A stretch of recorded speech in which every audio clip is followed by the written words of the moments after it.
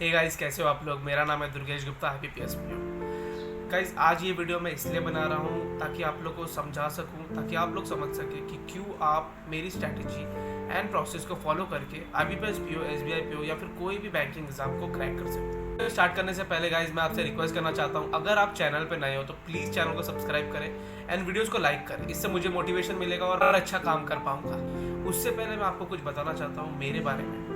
Guys, मैं हमेशा से एक बिलो एवरेज, आप एवरेज बिलो एवरेज दोनों बोल सकते हो, ऐसा ही स्टूडेंट रहा हूँ। ना मेरे 10th में, 12th में या ग्रेजुएशन में कभी ऐसे मार्क्स आए जिससे मेरे पेरेंट्स को या फिर मुझे ही लगे कि मैं कुछ बड़ा कर सकता हूँ। मुझे ऐसा लग रहा था कि मैं एक बार BCom कर लूँगा, नॉर्मल कहीं जॉब में अकाउंटेंसी का जॉब लग जाएगा एंड मैं वो करने लगूँगा। फिर मुझे बैंकिंग एग्ज़ाम के बारे में पता चला तो मैं इसके लिए प्रिपेयर करने लगा। तो जब मैं प्रिपेयर कर रहा था, मुझे कम से कम बहुत लोगों ने, ऑलमोस्ट एवरीवन, खाली मेरी जो पेरेंट्स है और मेरी बहन है, मेरी जीजू है, इनको छोड़ के ऑलमोस्ट एवरीवन टोल्ड मी कि लाइक आपसे नहीं होगा या तुमसे नहीं होगा, क्यों टाइम वेस्ट कर रहे हो, बहुत लाइफ में टाइम वेस्ट कर चुके हो पहले से ही, मत करो। तो मुझे भी ऐसा लगता था कि हाँ, बात तो सही है, मेरे कभी अच्छे मार्क्स आए नहीं है तो शायद ये होगा नहीं मेरे से। बट मेरे पेरेंट्स ने सपोर्ट किया, मेरी फैमिली ने सपोर्ट, फ्रेंड्स ने सपोर्ट किया, तो मैंने इसका प्रिपरेशन स्टार्ट किया। तो अब मैं बताता हूँ कि मैंने क्या किया। मैं कभी भी एक बहुत अच्छे से पढ़ने वाला नहीं था कि हाँ रात दिन पढ़ो, अच्छे से पढ़ो, ऐसे नहीं करता था। मैं ऐसा था कि मैं स्मार्ट वर्क करने पे थोड़ा ध्यान देता था।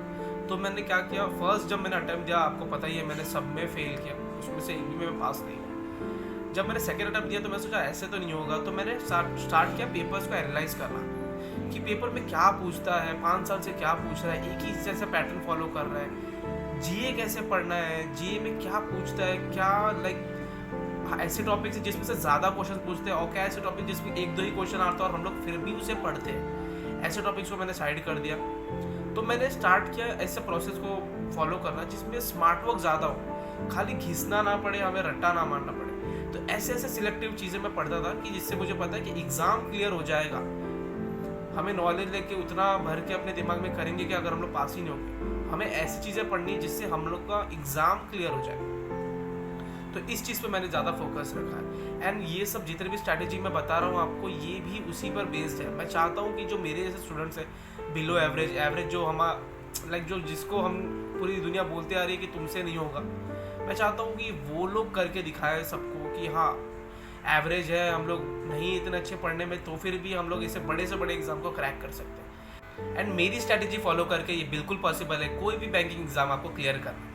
तो मिलते हैं नेक्स्ट वीडियो में, जिसमें मैं आपको बताने वाला हूँ कि GA को अभी से कैसे स्टार्ट करना है एंड क्या मेजर चीज़ें आपको छोड़नी है एंड क्या जो हैंडफुल चीज़ें उसको पकड़ के रखना है एंड उसको अच्छे से पढ़ना है। करेंगे इसके बारे में बात नेक्स्ट वीडियो में। तब तक के लिए बाय।